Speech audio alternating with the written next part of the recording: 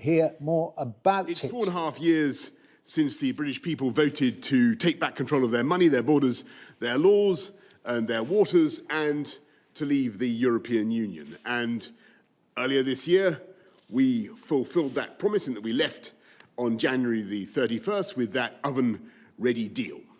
Since that time, we've been getting on with our agenda, enacting the points-based immigration system that you voted for and that will come into force on January the 1st, doing free trade deals with 58 countries around the world, and preparing the new relationship with the EU. And there have been plenty of people who have told us that the challenges of the COVID pandemic have made this work impossible and that we should extend the transition period and incur yet more delay. And I rejected that approach precisely because beating COVID is our #1 national priority, and I wanted to end any extra uncertainty and to give this country the best possible chance of bouncing back strongly next year. And so I'm very pleased to tell you this afternoon that we have completed the biggest trade deal yet, worth £660 billion a year, a comprehensive Canada-style free trade deal between the UK and the EU, a deal that will protect jobs across this country, a deal that will allow goods, UK goods and components to be sold without tariffs and without quotas in the EU market, a deal which will, if anything, allow our companies and our exporters to do even more business with our European friends, and yet which achieves something that the people of this country instinctively knew was doable, but which they were told was impossible. We've taken back control of our laws and our destiny. We've taken back control of every jot and tittle of our regulation in a way that is complete and unfettered. From January the 1st, we are outside the customs union and outside the single market. British laws will be made solely by the British Parliament, interpreted by UK judges sitting in UK courts, and the jurisdiction of the European Court of Justice will come to an end. We will be able to set our own standards, to innovate in the way that we want, to originate new frameworks for the sectors in which this country leads the world, from biosciences to financial services, artificial intelligence, and beyond. We'll be able to decide how and where we're going to stimulate new jobs and new hope with free ports, new green industrial zones. We'll be able to cherish our landscape and our environment in the way we choose, backing our farmers, backing British food and agricultural production. And for the first time since 1973, we will be an independent coastal state with full control of our waters, with the UK's share of fish in our waters rising substantially from roughly half today to closer to 2/3 in 5.5 years' time, after which there is no theoretical limit beyond those placed by science or conservation on the quantity of our own fish that we can fish in our waters. And to get ready for that moment, those fishing communities will be helped with a big £100 million programme to modernise their fleets and the fish processing industry. And I want to stress that although, of course, the arguments with our European friends and partners were sometimes fierce, this is, I believe, a good deal for the whole of Europe and for our friends and partners as well. Because it will not be a bad thing, in my view, for the EU to have a prosperous and dynamic and contented UK on your doorstep. And it will be a good thing.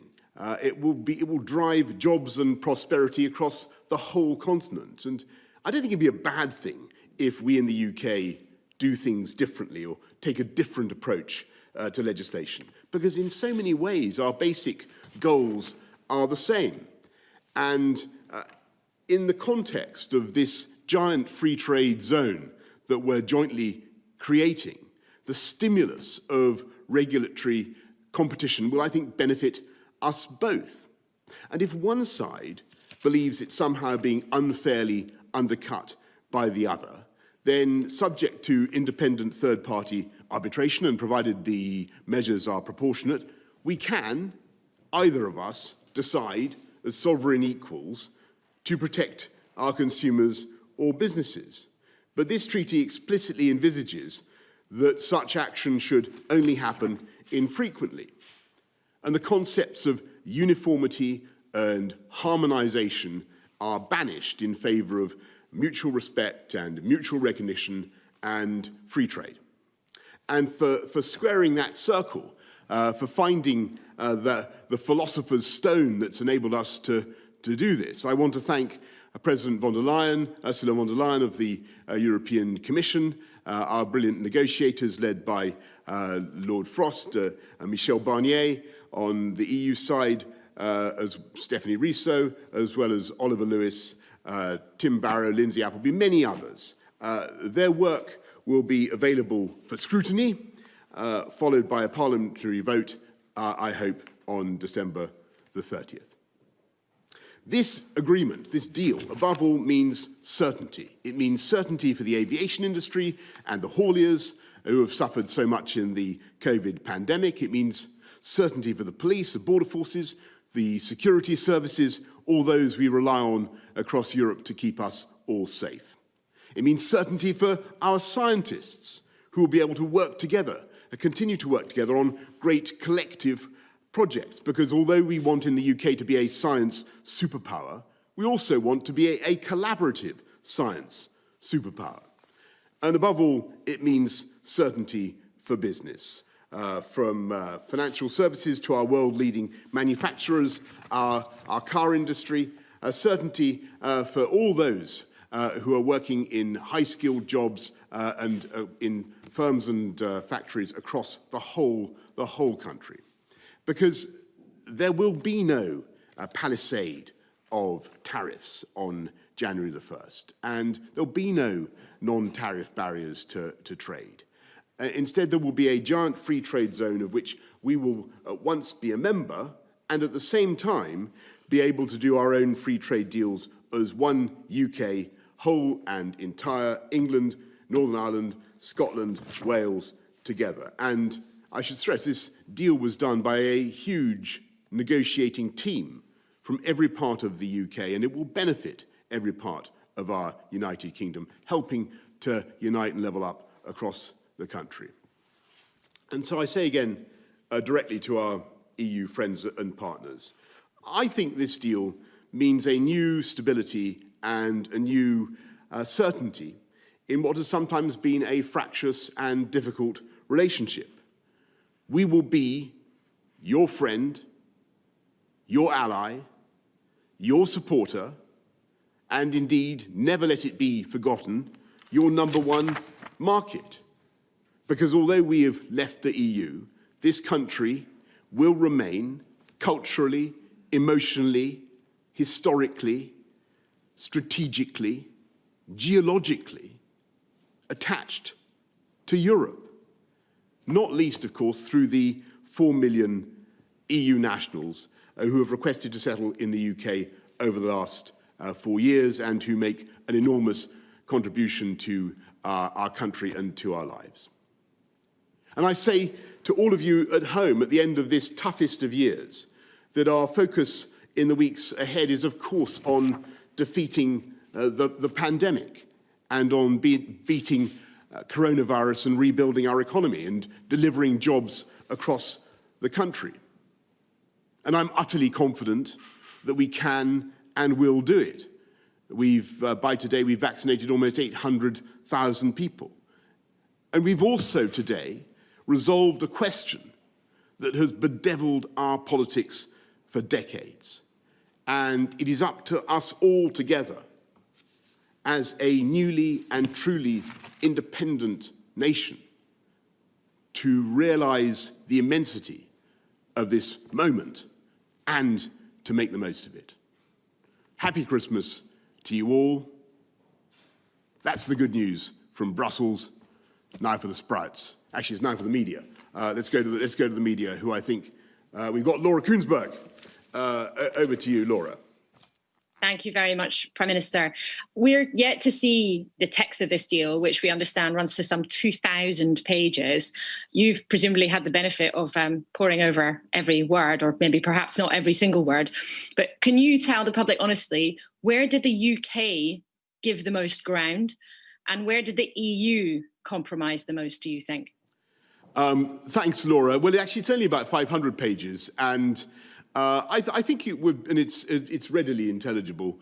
I think it would be fair to say that we wanted to make sure, for instance, that we got access to, got complete control of our fisheries from the get-go, and that's just to say we had annual negotiations on fisheries within the shortest possible delay.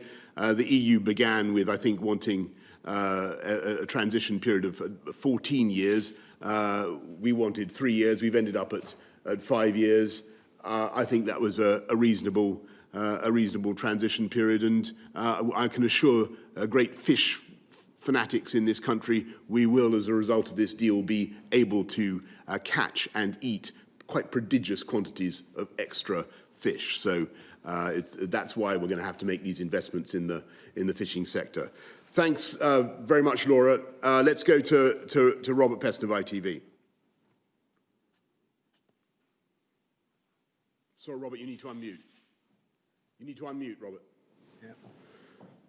Yeah. Prime Minister, you said all along you wanted a Canada-style deal, but what you've agreed means that we in the UK have to follow EU rules on subsidies, on tax, on workers' rights, on the environment, or potentially incur the imposition of tariffs. That's right, isn't it? I mean, we've just heard Ursula von der Leyen say that she got her level playing field, which you've explicitly rejected all the way through. You also just said there would be no non-tariff barriers. Again, that's not right. From January the 1st, as a result of leaving the customs union, and Michael Gove has been warning about this week in, week out for months, there is a ton of new bureaucracy on British businesses, lots of new non-tariff barriers. This is not to say the deal is a bad deal, but you're not selling it correctly, are you? You're mis-selling it. No.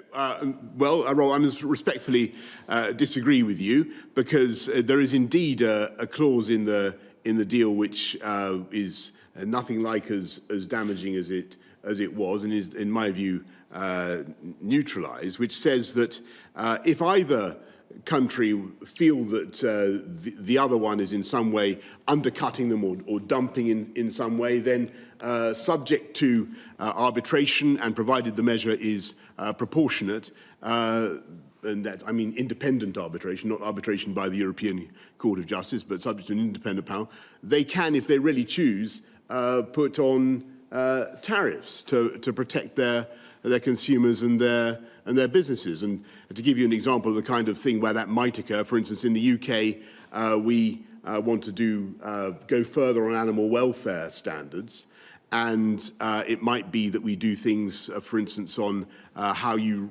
rear pigs, banning sow crates and so on, that would incur extra costs for our pig farmers, and it might be that bacon coming from elsewhere from the EU was at risk of, therefore, of undercutting us. We might, under those circumstances, consider imposing tariffs. I think it's highly unlikely, but we might consider it. It would have to be subject to arbitration. It would have to be proportionate according to the arbitrator, and under no circumstances would we be in any way constrained, legally or otherwise, by anything that the EU did or chose to do themselves, nor, furthermore, would there be any role for the European Court of Justice. And for people at home who have zoned out while I've been talking about this, let me tell you, this is a very, very long day's march from where we were a few years ago. You will remember, Robert, when we were talking about basically having a common rule book with the EU and having dynamic alignment with EU law, so that the UK was forced to keep step. And that has gone from this treaty insofar as the EU wanted it, and there is no role for the European Court of Justice, whatever. So I think it's a great treaty. And as for your point about non-tariff barriers, yes, I think it's important to stress. What I'm talking about is barriers on the grounds of, your plugs won't work in our country, therefore they're banned or whatever. That kind of technical barriers to trade, and there's a lot in this treaty to try to reduce all that kind of thing, make sure that doesn't happen. That's a good thing. That's a good thing for businesses and consumers, and in that sense, it's a great free trade deal. But I must stress to people getting ready for January the 1st that there will be change. So people will need get on the gov.uk website. Exporters will need their AORI forms and everything else. People should be aware of the change that is coming. But there's also an opportunity, because for British exporters now, the whole world will be treated the same for export purposes. And I think that would actually galvanise our exporters to think much more positively and dynamically about the opportunities that they have. So I must respectfully disagree with both the points that you made. This is a jumbo Canada-style free trade deal of exactly the kind that I think this country needs. And as I say, I believe it resolves a long-standing and very, very difficult problem. People said you couldn't be part of a free trade zone with the EU without being obliged to follow EU laws. If you remember, people, I think there was I think we were told we couldn't have our cake and eat it, and that kind of thing. I'm not going to claim that this is a cakeist treaty, Robert, but it's because that. But it is. I believe.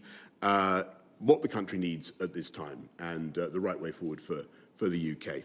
Let's go to Sam Coates of Sky. Prime Minister, you say this is an unprecedented deal that observes all your red lines and promises to the country. Can people trust that life will be better as a result of this deal and that there won't be any disruption even in the short term? And can you guarantee the government won't end up reopening elements of the new relationship in the years to come? Well, Sam, really good questions. Short term, yes, as I said just now, there are things we have to get right. It says that the processes that maybe people have to do that they need to be aware of, and I'm going to, that point really is worth reinforcing. I do believe that the freedoms that this treaty wins us, basically a new independence from the EU, are worth having. But, and so free ports, free trade deals, being able to do, as I say, to look after your livestock differently, improving your landscape in a different way, doing all sorts of things differently, regulating financial services differently, chemicals, all sorts of things where we may want to do things differently and better. But I would just say to people watching this, and I'm sorry for disturbing Cars 3, by the way, to people watching this, I would say it's one thing to get freedom. Winning freedom is a fantastic thing, and that this is an important element of what we've done. But it's how we use it, how we make the most of it. That's what's going to matter in the months and years to come. And I've no doubt that we can do fantastic things with this treaty if we with this new relationship, which I think will be stable and prosperous for both sides. Let's go to Tom Newton-Dunn of Times Radio. Good afternoon, Prime Minister, and thank you. A couple of quick questions, if you don't mind. Every deal means both sides have to compromise. Do you accept that you have compromised throughout the last 11 months, particularly perhaps the last 11 days, from perhaps your earlier slightly absolutist positions? Perhaps that was a negotiating ploy, but compromise is not a dirty word. Do you agree with that? And secondly, can you address services? Because I haven't heard you say much about that. 80%, of course, of the UK economy. You say some British companies would do more trade with the EU because of this deal. Will the British service sector, especially the financial services sector, will they be able to do more trade or less trade? Well, there's a first of all on the compromise point. No, compromise isn't a dirty word, and unquestionably there are things that we've done to help our friends and partners to move things forward. You know, I mentioned, I think, to Laura where we got to on fish. We started out wanting a very short transition period. Of 3 years. They wanted a much longer one of 14 years. We've compromised on that at 5.5. And on the vital services sector, yes, of course, they feature in this deal quite rightly. There's some good language about equivalence for financial services, perhaps not as much as we would have liked, but it is nonetheless going to enable our dynamic City of London to get on and prosper as never before. There's some good stuff about barristers, solicitors, lawyers being able to practice around the European Union. We will be able to continue to have massive and growing economic interpenetration without the need for what I've always talked about, this lunar pull of EU law. As I say, this is something that I think can benefit people on both sides of the channel. It'll be a healthy, dynamic, productive, happy, stable relationship. That's what we're aiming for. Let's go to George Parker of the FT. Thank you, Prime Minister. You mentioned the change that will happen at the border in any event on January the 1st. I just wondered if there was anything in this deal where the two sides have agreed to introduce some sort of flexibility at the border to make sure we don't have chaos in Dover and Calais on January the 1st. And a second, more general point. You and I used to be reporters in Brussels, and we've covered the sort of psychodrama of British EU relations for a number of decades. Nigel Farage said today that the war is over. I just wondered if you saw it in those terms. No, I think first of all on the border and measures to there are all sorts of things in the treaty that what you will recognise about trusted trader schemes and special measures on sanitary and phytosanitary recognition and steps to make sure that things flow as smoothly as we possibly can. Though again, I stress that there will be things that people have to do. Look, I mean, the EU was and is an extraordinary concept, and it was born out of the agony of the Second World War, founded by idealistic people in France and Germany and Italy, who never wanted those countries to go to war with each other again, and other countries, Belgium, Holland, and others, and. In many ways, it was and is a very noble enterprise. So I don't recognise the kind of language that you talk of. I think that the UK's own relationship with it was always difficult. We always found some of the language about ever closer union, the idea of this political union, this very dense idea of this ideology of endless integration. We found quite hard, George, and I think as a fellow Brussels reporter, you'll remember that there was quite a lot of friction involved. I think that what we've got here is the basis of a new long-term friendship and partnership that basically stabilizes that relationship. And insofar as the UK needs to be, and always must be, a great European power, always must be a great European power, we're there outside the main body of the EU, but we're there as a friend and as a supporter, as a flying buttress, if you like, to make sure, as we have done so many times in the last couple of hundred years, that we're able to lend our voice when it's needed and to be of value to our European friends and partners in a strategic way. And that's what the UK will obviously continue to do. But I think the very dense programme of integration wasn't right for the UK, and that's why it was right to take back control in the way that we have. And I think that this deal expresses what the people of the country voted for in 2016. And I think there was a wisdom in what they decided, and I think that we'll be able to go forward on this basis. Let's go to Gordon Rayner of The Telegraph. Thank you, Prime Minister, and Merry Christmas for tomorrow. Could I just ask, probably half the people watching this right now would have voted Remain in the referendum in 2016. Do you have a particular message for them? People today are tweeting that this is a bad deal, that it's not what they wanted. They would rather have stayed in. What's your message to them? And just secondly, could I also ask you, we've had more figures today on COVID. You mentioned COVID earlier. Can you rule out another national lockdown after Christmas? Well, Gordon, thanks. I think my message to everybody on both sides of the divide is of that argument in 2016 is I really think it's now a long time behind us. And I think most people that I talk to, whichever way they were inclined to vote back then, just want it settled and want us to move on. And I think this gives us the platform, the foundation for a really prosperous new relationship. And I would be very excited now by this deal. You know, this European question has been going on for decades, exactly what relationship we should have. This is a great new free trade deal, a trading relationship and partnership that I think will bring prosperity to both sides of the channel.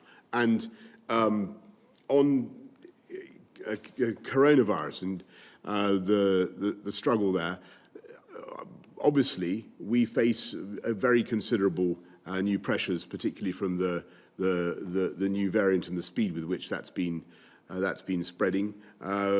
We believe that we're going to have to get through this tough period now with, as I said many times, very tough restrictions, with tough tiering, and you'll have seen what's been announced over the last day or so about that. And much as I regret that, I do think it is necessary for us to grip this virus now, to stop it running out of control in January, because we need to buy ourselves time to get the vaccine into as many arms of the elderly and vulnerable as we can. And that is the real way in which we will defeat the virus. So it's tough tiering, community testing, and rolling out the vaccine, and we're going to continue with that approach. And I know that it's been very, very tough over the last few weeks, and I must tell people it will continue to be difficult, not least basically because of the speed with which the new variant is spreading. But the vaccine is going into people's arms, and there really is now, I think, hope, the certainty that we will have it defeated, as I say, by the spring. Or that's certainly what the scientists still believe, and they're still confident of that. So thanks very much, Gordon. Let's go to Harry Cole of The Sun. Thank you, Prime Minister. Can you give us some more details about the new security arrangements with the EU?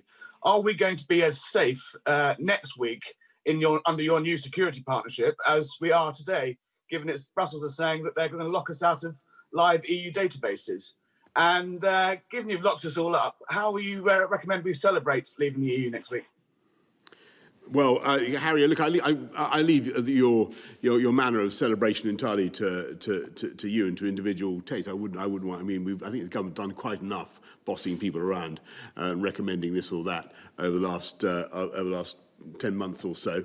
But on security and police cooperation, I'm absolutely confident this is a deal that protects our police cooperation, protects our ability to catch criminals and to share intelligence across the European continent in the way that we have done for many years. So I don't think people should have fears on that score, or indeed on any score.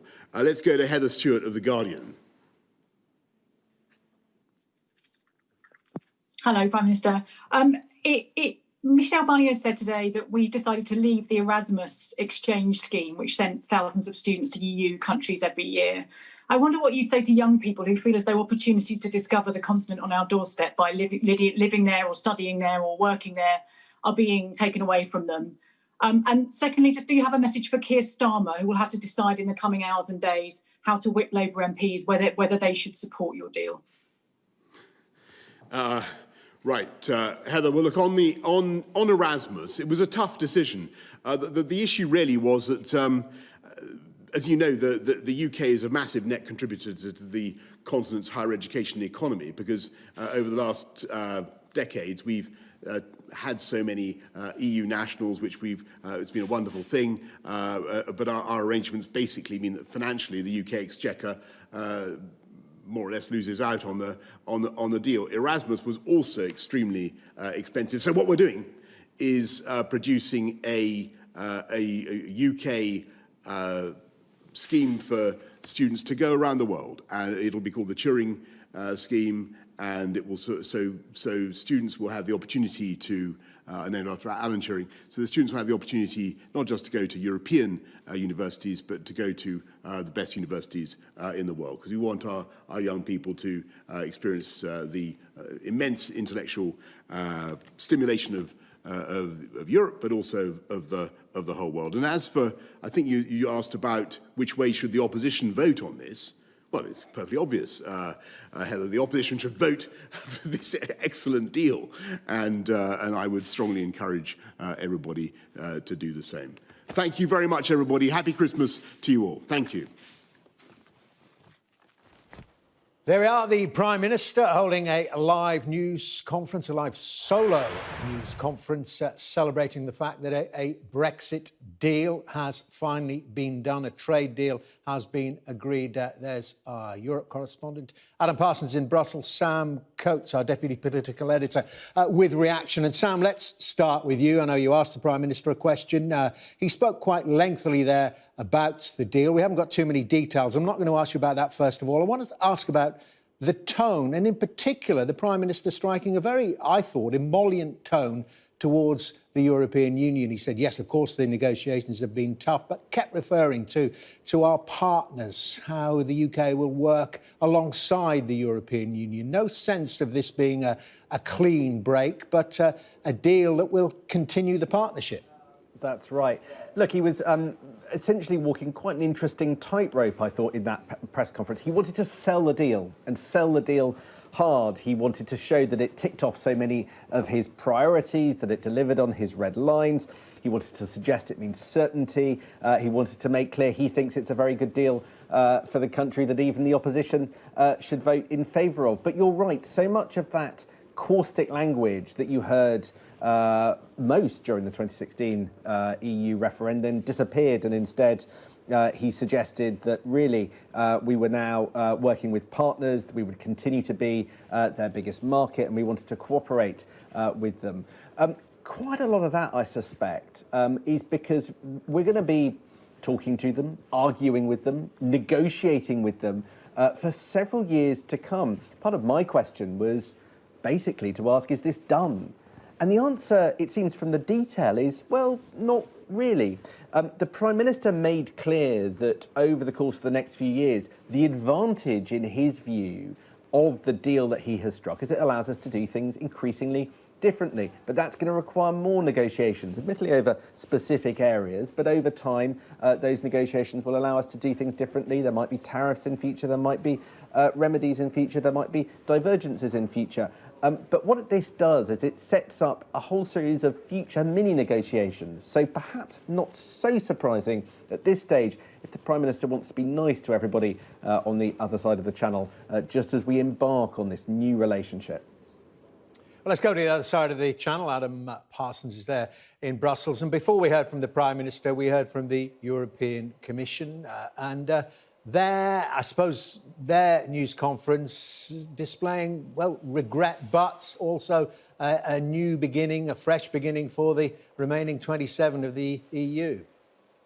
Yeah, I think that there is regret. They are manifestly unhappy that the UK is going, but similarly relieved that a deal has been done. So I think it was quite a sombre an event. There was none of that sort of bonhomie that Boris Johnson was talking about just there. While he was talking, the President of the European Parliament, David Sassoli, put out a statement expressing regret but relief that a deal had been done, and saying also saying his own disappointment that the ratification process couldn't be followed, saying that the European Parliament would discuss and analyse this in the new year before deciding whether to approve it.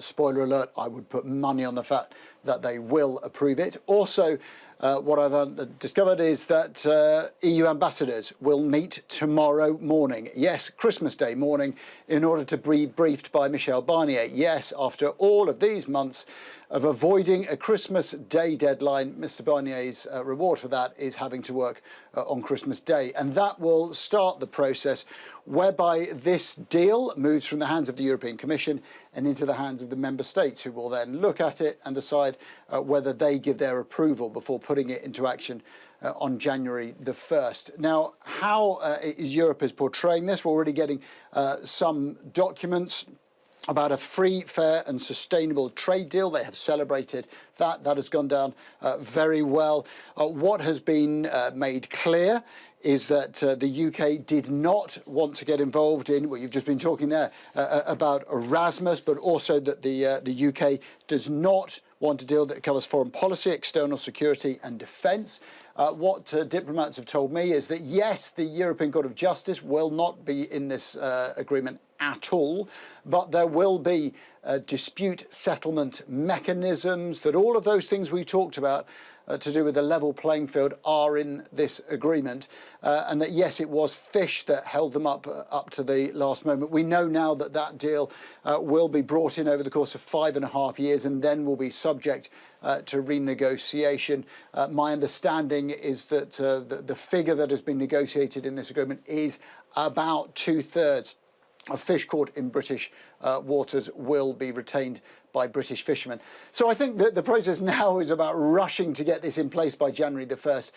Interesting there, the Prime Minister saying there will be no non-tariff barriers in this agreement. I think that may have been a slip of the tongue. Quite clearly, there will be from now on non-tariff barriers facing British businesses. And also going through this, quite clear, he was a little bit vague talking about services. From what I'm being told by diplomats, that the agreement with services is nowhere near the level of access that they now have in the internal markets. This is very important because, of course, services is a massive part of the British economy. There is nothing of what is called passporting, but it's similar to similar trade agreements that the European Union has done. And final thought is that I see Boris Johnson are claiming this as a Canada-style deal. After all this time, we go back to a couple of familiar things, don't we? Canada-style deal, and also that idea that no deal would have been better than a bad deal. Well, I assume that both sides think this is a good one.